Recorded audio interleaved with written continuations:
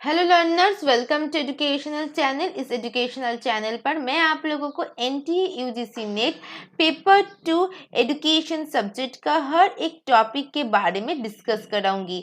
जो भी टॉपिक और लेसन मैं यहाँ पर अपलोड करूंगी वो न्यू अपडेटेड सिलेबस के अकॉर्डिंग होगा। आज की इस वीडियो पर हम लोग करिकुलम ट्रांजैक्शन के बारे में डिस्कस करेंगे, जो डील करता है यूनिट 5 की सेक्शन सी से। तो चलिए स्टार्ट करते हैं। तो आज हम लोग instructional technique and media enhancing curriculum transaction, इस टॉपिक की जो लास्ट पॉइंट है करिकुलम ट्रांजैक्शन, उसके बारे में डिस्कस करेंगे। फिर हम लोग ओवरऑल जो कॉन्सेप्ट है उसको समझेंगे। तो चलिए स्टार्ट करते हैं। तो करिकुलम ट्रांजैक्शन का मतलब क्या है? देखिए, curriculum transaction is the process of planning and organising the curriculum.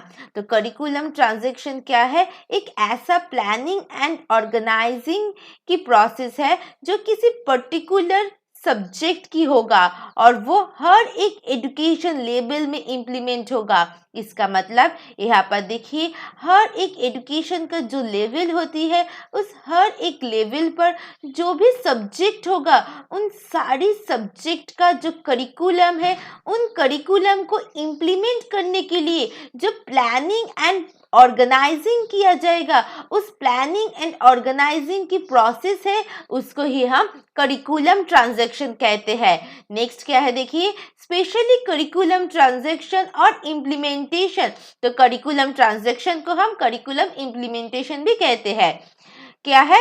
Specially curriculum transaction और implementation not only refer teaching of the concept of the content. इसका मतलब ये जो करिकुलम इम्प्लीमेंटेशन है या करिकुलम ट्रांजैक्शन है, ये सिर्फ किसी कंटेंट को इम्प्लीमेंट करने की बात नहीं कही है। यहाँ पर कंटेंट के साथ साथ जो भी प्रैक्टिकल वर्क होती है उन सारी चीज़ों को भी इंक्लूड किया गया है यहाँ पर।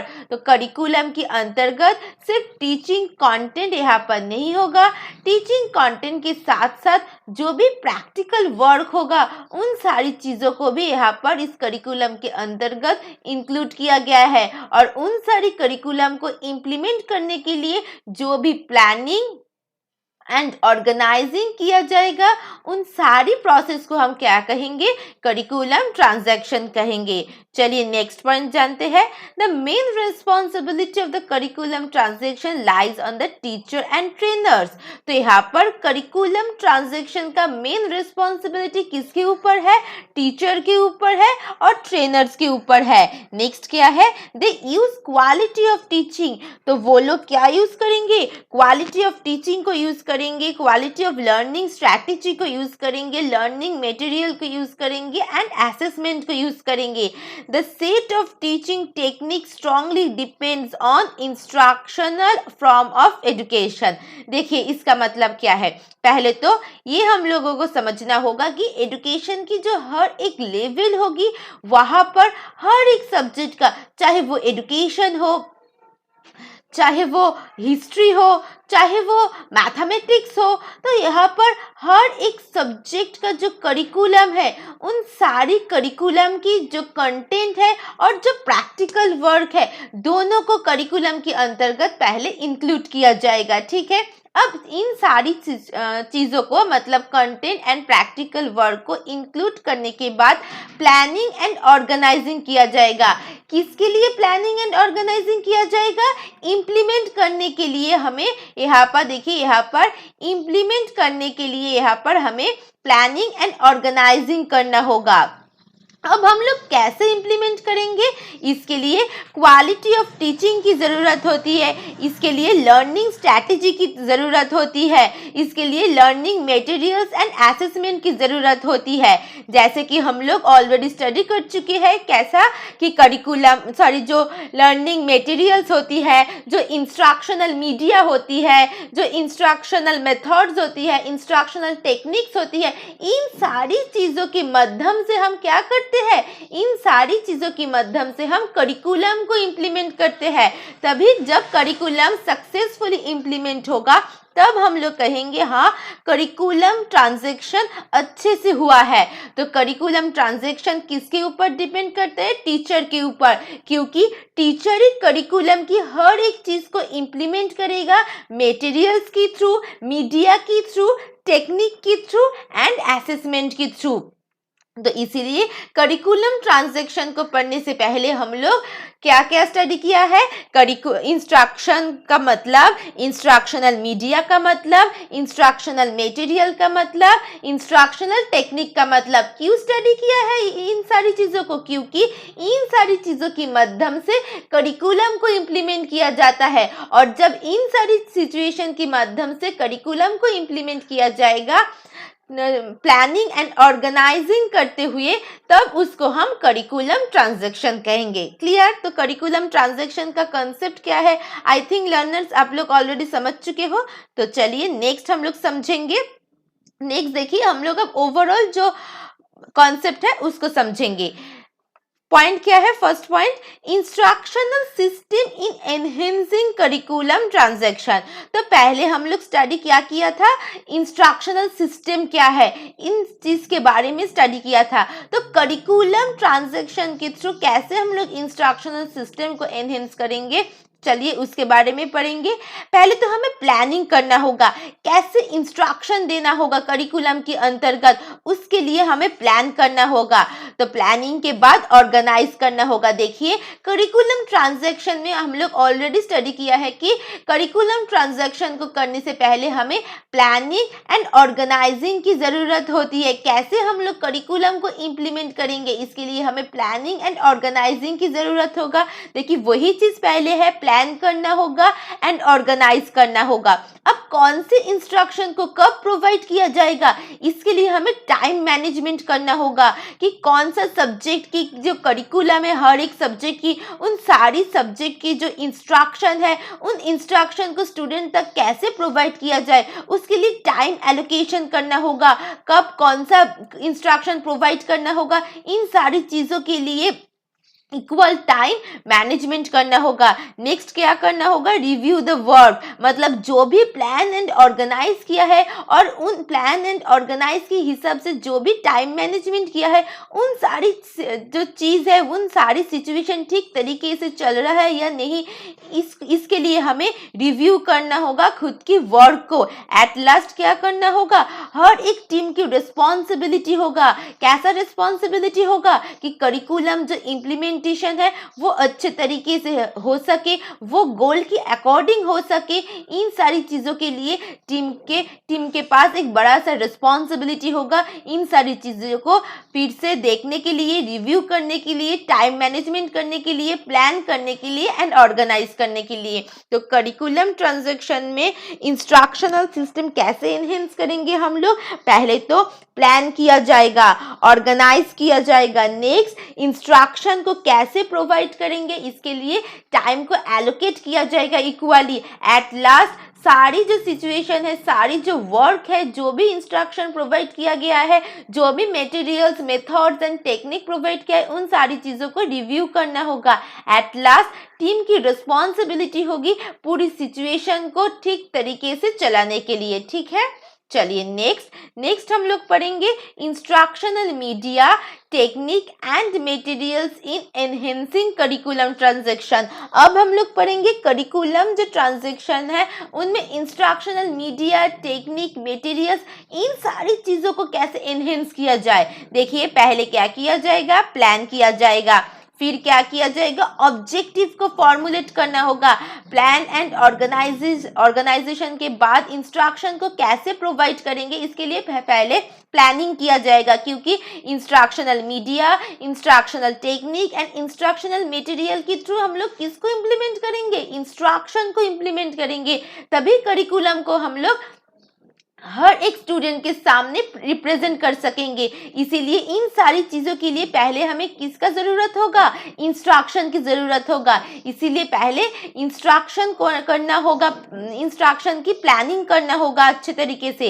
एट लास्ट ऑब्जेक्टिव को फॉर्मुलेट करना होगा। उस इंस्ट्रक्शन का क्या ऑब्जेक्टिव होना चाहिए, उसको फॉर्मुलेट करना होगा। नेक्स्ट क्या करना होगा? Select of instructional objectives. अब फॉर्मुलेट करने के बाद, ऑब्जेक्टिव्स को गठित करने के बाद हमें सिलेक्शन करना होगा। देखिए दोनों चीजों में क्या अंतर है। देखिए पहले हमें फॉर्मुलेशन करना होगा, गठित करना होगा, उन सारी ऑब्जेक्टिव्स के माध्यम से हमें सिलेक्ट करना होगा कौन सा इंस्ट्रक्शनल ऑब्जेक्टिव्स एप्रोप्रिएट है। पहले हमें इंस्ट्रक्शन की प्लान करना होगा कि कैसे हम लोग इंस्ट्रक्शन प्रोवाइड करेंगे, इसके लिए प्लान करना होगा। ठीक है, पहला पॉइंट तो यही होगा कि प्लानिंग करना होगा इंस्ट्रक्शन के लिए। सेकेंड पॉइंट क्या होगा, हमें ऑब्जेक्टिव्स को यहाँ पर फॉर्मुलेट करना होगा। यहाँ पर बहुत सारी ऑब्जेक्टिव्स को हमें क्या करना होगा, गठित करना होगा, फॉर्मुलेट करना होगा।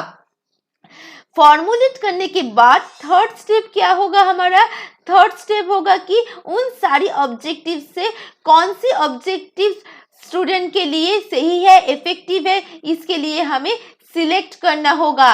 तो हमें एट लास्ट क्या करना होगा, सिलेक्शन करना होगा ऑब्जेक्टिव्स को। नेक्स्ट पॉइंट देखिए, इम्प्लीमेंटेशन। अब हमें इम्प्लीमेंट करना होगा किसको, selective technique, media and material को। ये जो हम लोग ऑब्जेक्टिव को सिलेक्ट किया है, उन सारी सिलेक्शन की थ्रू हम लोग इम्प्लीमेंट करेंगे किन किन चीज़ों को, टेक्निक को, मीडिया को एंड मटेरियल को। एट लास्ट हम लोग असेसमेंट करेंगे।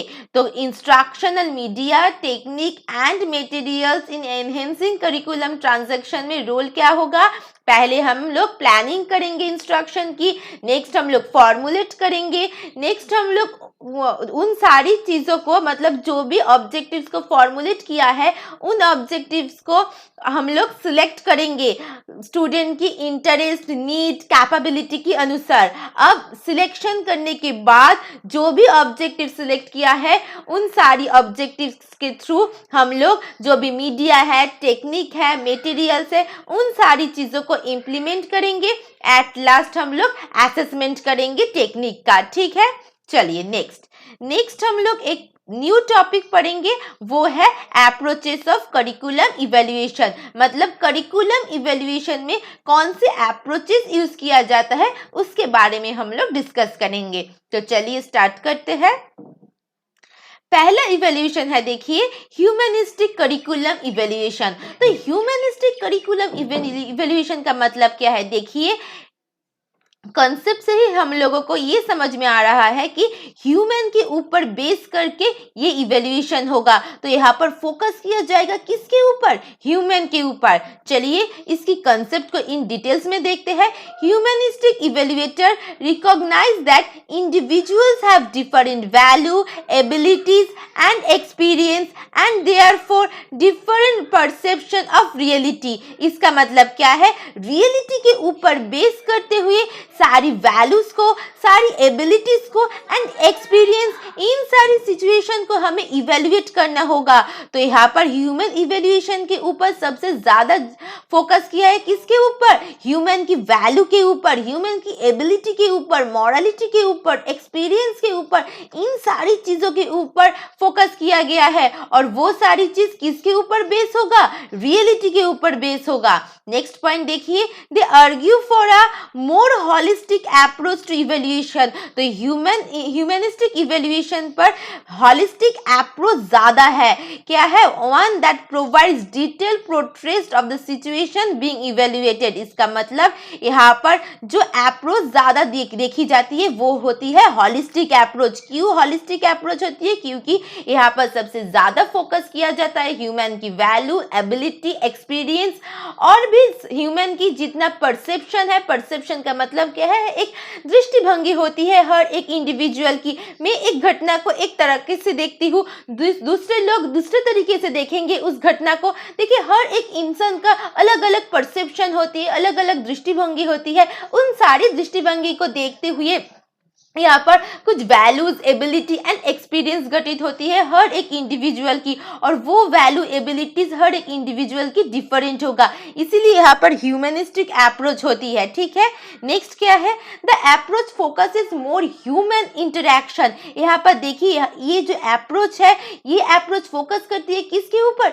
ह्यूमन इंटरेक्शन के ऊपर। ह्यूमन इंटरेक्शन की जो भी आउटकम आती है, मतलब जब एक इंसान दूसरे इंसान के साथ साथ इंटरेक्ट करेंगे। अब उस इंटरेक्शन के थ्रू जो भी आउटकम निकल कर आएगा उन आउटकम को यहाँ पर फोकस किया जाएगा और इसीलिए यहाँ पर क्वालिटी के ऊपर ज़्यादा एम्फसाइज किया गया है। देखिए स्कूल लाइफ पर जब क्लासरूम पर एक बच्चा दूसरे बच्चे के साथ इंटरेक्शन करता है, जब एक बच्चा टीचर के साथ इंटरेक्शन करता है, तब उस इंटरेक्शन के थ्रू क्या आउटकम निकल कर आता है, उस आउटकम में ये देखा जाता है उस चाइल्ड के अंदर कितना वैल्यूज है, कितना मॉरलिटी है, उस चाइल्ड के अंदर कितना एक्सपीरियंस है, इन सारी चीज़ों को देखा जाता है इस आउटकम पर।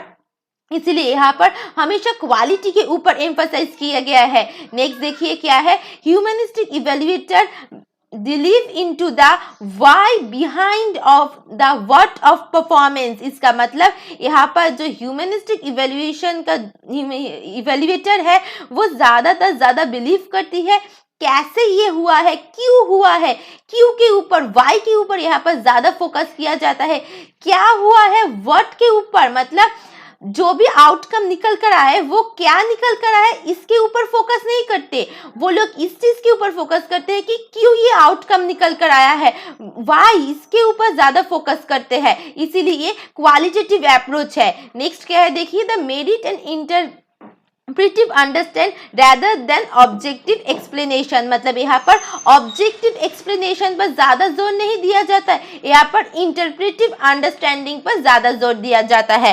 तो ह्यूमनिस्टिक इवेल्युएशन का मेन पॉइंट्स क्या है लर्नर्स, पहले तो यहाँ पर हर एक स्टूडेंट का जो वैल्यू है, एबिलिटी है, एक्सपीरियंस है, जो डिफरेंट पर्सपेक्टिव होती है, इन सारी चीज़ों के ऊपर फोकस किया जाता है। उसके अलावा जब एक इंसान दूसरे इंसान के साथ इंटरेक्ट करते हैं, उन इंटरेक्शन की फिर जो भी आउटकम निकल कर आता है वो आउटकम कैसा है, वो आउटकम क्यों हुआ है, इन सारी चीज़ों के ऊपर फोकस किया जाता है। यहाँ पर कभी भी ये नहीं देखा जाता है कि वो आउटकम क्या है, तो आउटकम क्या है इसके बारे में यहाँ पर एम्फसाइज नहीं किया जाता, क्यों वो आउटकम हुआ है इसके ऊपर ज़्यादा एम्फसाइज किया जाता है। इसीलिए ह्यूमनिस्टिक इवेल्युएशन क्वालिटेटिव होती है।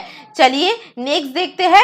नेक्स्ट हम लोग पढ़ेंगे साइंटिफिक इवेल्युएशन। साइंटिफिक इवेल्युएशन का मतलब क्या है, scientific evaluator favour and experimental approach. मतलब यहाँ पर एक्सपेरिमेंटेशन के ऊपर ज़्यादा जोर दिया गया है। Scientific evaluator train concentrate on the learners. यहाँ पर कंसेंट्रेट किया जाता है किसके ऊपर, लर्नर्स के ऊपर। और जो ह्यूमनिस्टिक इवेल्युएशन थे वहां पर किसके ऊपर फोकस किया जाता था, लर्नर की आउटकम के ऊपर। और साइंटिफिक इवेल्युएशन पर किसके ऊपर फोकस किया जा रहा है, लर्नर के ऊपर। नेक्स्ट देखिए क्या है, they use data frequently in the form of test scores to compare student achievement in different situation। इसका मतलब यहाँ पर स्टूडेंट का अचीवमेंट को यहाँ पर देखा जाता है, मतलब यहाँ पर कंपेयर किया जाता है एक स्टूडेंट के अचीवमेंट के साथ दूसरे स्टूडेंट की अचीवमेंट को। मतलब यहाँ पर जो भी स्कोर वो लोग अचीव किया है उसको मेजर किया जाता है। डाटा और क्वांटिटेटिव, यहाँ पर डाटा को एम्फसाइज किया जाता है इसीलिए ये क्वांटिटेटिव है। So they can analyse statistically, program decision are based on comparative information gathered. इसका मतलब क्या है, यहाँ पर जो भी स्टूडेंट परफॉर्म करेगा उन परफॉर्मेंस के बेसिस पर कुछ डाटा गैदर किया जाएगा। अब उस डाटा को स्टैटिस्टिकली एनालिसिस किया जाएगा, एनालिसिस करके देखा जाएगा कि स्टूडेंट का अचीवमेंट क्या है। एक बच्चे के साथ दूसरे बच्चे का एक जो अचीवमेंट है, जो परफॉर्मेंस है, उसको तुलना की जाएगी साइंटिफिक इवेल्युएशन में। जब डाटा को यहाँ पर एनालिसिस किया जा रहा है स्टैटिस्टिकली, तो ये साइंटिफिक इवेल्युएशन कौन सी अप्रोच है, ये क्वांटिटेटिव अप्रोच है। और ह्यूमनिस्टिक इवेल्युएशन कौन सी अप्रोच है, क्वालिटेटिव अप्रोच है। क्यों क्वालिटेटिव अप्रोच है, क्योंकि यहाँ वहाँ पर देखा जाता है लर्नर्स की आउटकम क्यों हुआ है, उस आउटकम की वजह क्या है, इसीलिए वाई के ऊपर फोकस किया जाता है। वहाँ पर स्टूडेंट की स्कोर या परफॉर्मेंस को देखा नहीं जाता, उस परफॉर्मेंस के पीछे कारण क्या है उसको देखा जाता है। हर एक स्टूडेंट की जो वैल्यू है, जो भी एटीट्यूड है, जो भी परसेप्शन है, उसको देखा जाता है। इसीलिए ह्यूमनिस्टिक इवेल्युएशन क्वालिटेटिव है और साइंटिफिक इवेल्युएशन क्वांटिटेटिव है। क्लियर। चलिए और एक इम्पॉर्टेंट पॉइंट हम लोग देखेंगे। देखिए ये जो एक्शन रिसर्च है, ये action research scientific and humanistic evaluation की कॉम्बिनेशन है। तो यहाँ पर क्वेश्चन पूछा जा सकता है एनटीए नेट एग्जाम में कि कौन सी रिसर्च है जो साइंटिफिक एंड ह्यूमनिस्टिक इवैल्यूएशन के कॉम्बिनेशन के थ्रू गठित हुआ है। तो आंसर क्या होगा? Action research. ठीक है, चलिए नेक्स्ट हम लोग और भी इवैल्यूएशन के बारे में पढ़ेंगे। फर्स्ट नेक्स्ट जो इवैल्यूएशन पढ़ेंगे वो है इंस्ट्रिक इवैल्यूएशन। तो इंस्ट्रिक इवैल्यूएशन का मतलब क्या है? देखिए The evaluators are merely trying to answer the question how good is the curriculum। मतलब जो भी करिकुलम इम्प्लीमेंट किया गया है वो करिकुलम कितना अच्छा है उसके बारे में देखा जाता है। इंस्ट्रिक्ट evaluator study the particular content include the way it sequenced. मतलब जो भी करिकुलम के अंतर्गत कंटेंट इंक्लूडेड है, जो भी इंस्ट्रक्शनल मटेरियल इंक्लूडेड है, वो कौन सी सीक्वेंस में पढ़ाया जा रहा है, वो कैसे पढ़ाया जा रहा है, तो इसके बारे में देखा जाता है। मतलब करिकुलम अच्छे तरीके से इम्प्लीमेंट किया गया है, उस करिकुलम के अंतर्गत अच्छा मटेरियल है या नहीं, ये सारी चीज देखा जाएगा। नेक्स्ट क्या देखा जाएगा? करिकुलम की एक्यूरेसी को देखा जाएगा, क्योंकि यहाँ पर करिकुलम की अच्छाई और बुराई के बारे में देखा जा रहा है, इवैल्यूएट किया जा रहा है, इसीलिए यहाँ पर एक्यूरेसी के ऊपर फोकस किया गया है। नेक्स्ट क्या है? The types of experience suggested for the dealing with the content. मतलब जो भी कंटेंट प्रोवाइड किया गया है, जो भी मटेरियल प्रोवाइड किया गया है, वहां पर कौन सी एक्सपीरियंस है वो चीज देखा जाता है। तो देखिए यहाँ पर मटेरियल्स के ऊपर, कंटेंट के ऊपर फोकस किया गया है। मतलब यहाँ पर जो भी करिकुलम को इम्प्लीमेंट किया है, उस करिकुलम के अंतर्गत जो भी मटेरियल्स है, उस मटेरियल के साथ साथ एक्सपीरियंस का रिलेटेड है, तो इस एक्सपीरियंस एंड कंटेंट रिलेशन को देखा जाता है। करिकुलम की एक्यूरेसी को देखा जाता है, सीक्वेंसली करिकुलम की हर एक कंटेंट को प्रोवाइड किया जा रहा है या नहीं, इन सारी चीजों को देखा जाता है। तो यहाँ पर डिटरमाइन किया जाता है किसको? करिकुलम की वैल्यू को। ठीक है, चलिए नेक्स्ट होती है पे ऑफ इवैल्यूएशन। तो पे ऑफ इवैल्यूएशन का मतलब क्या है? देखिए once a curriculum basic worth has been assessed, evaluator must examine the effects of the delivery curriculum. इसका मतलब करिकुलम इंप्लीमेंट करने के बाद, करिकुलम की एक्यूरेसी को चेक करने के बाद अब ये देखा जाता है करिकुलम की इफेक्ट कैसा है। जो भी करिकुलम इंप्लीमेंट किया गया है वो उसका जो इफेक्ट है स्टूडेंट के ऊपर वो कैसा है, इसको इवेल्युएट किया जाता है। नेक्स्ट पॉइंट देखिए, दिस इज पे ऑफ इवेल्युएशन। इसको हम क्या कहते हैं? पे ऑफ इवेल्युएशन। मतलब जब करिकुलम की इफेक्ट को देखा जाएगा तब हम लोग कहेंगे ये एक पे ऑफ इवैल्यूएशन है। जब करिकुलम की एक्यूरेसी को इवैल्यूएट किया जाएगा, जब करिकुलम की कंटेंट को इवैल्यूएट किया जाएगा, जब करिकुलम की वैल्यू को डिटरमाइन किया जाएगा, तब वो होगा इंस्ट्रिक्ट इवैल्यूएशन। ठीक है, नेक्स्ट क्या है? देखिए पे of evaluation receives the most attention from educators because it indicates curriculum effects on learners in terms stated objectives। इसका मतलब देखिए ये जो पे ऑफ इवैल्यूएशन है वो सबसे ज्यादा फोकस करती है, अटेंशन करती है किसके ऊपर? एजुकेटर के ऊपर, क्योंकि एजुकेटर ही करिकुलम को इम्प्लीमेंट करती है। जब करिकुलम को इम्प्लीमेंट करेगा एजुकेटर, तब वो करिकुलम किसकी अकॉर्डिंग होगा? ऑब्जेक्टिव की अकॉर्डिंग होगा। इसीलिए जो भी इफेक्ट पड़ेगा स्टूडेंट के ऊपर पड़ेगा और गोल के ऊपर पड़ेगा, क्योंकि गोल की अकॉर्डिंग करिकुलम को इम्प्लीमेंट किया जाएगा और करिकुलम की जो इफेक्ट है वो सीधा असर पड़ेगा किसके ऊपर? स्टूडेंट के ऊपर। तो इसीलिए जो टीचर्स होती है, जो एजुकेटर्स होती है, उसके ऊपर ज्यादा अटेंशन दिया जाता है। ठीक है, नेक्स्ट पॉइंट क्या है? देखिए दिस इवैल्यूएशन अप्रोच में involve judgement regarding the differences between pre and post test. इसका मतलब करिकुलम को जब इंप्लीमेंट किया जाएगा pre test and post test में, तब pre test and post test में क्या इफेक्ट है उसको जजमेंट किया जाएगा, उसको इवेल्युएट किया जाएगा। However the result reported pay of evaluation studies are usually short term result of the curriculum. मतलब जो भी इवेल्युएशन की थ्रू रिजल्ट आएगा उसको यूजुअली स्टडी किया जाएगा किसके ऊपर, शॉर्ट टर्म रिजल्ट के ऊपर, क्योंकि जो पे ऑफ इवैल्यूएशन होती है वहां पर लॉन्ग टर्म आउटकम के ऊपर ज्यादा अटेंशन नहीं दिया जाता। यहाँ पर सिर्फ और सिर्फ शॉर्ट टर्म जो आउटकम होती है, शॉर्ट टर्म जो रिजल्ट होती है उसके ऊपर फोकस किया जाता है।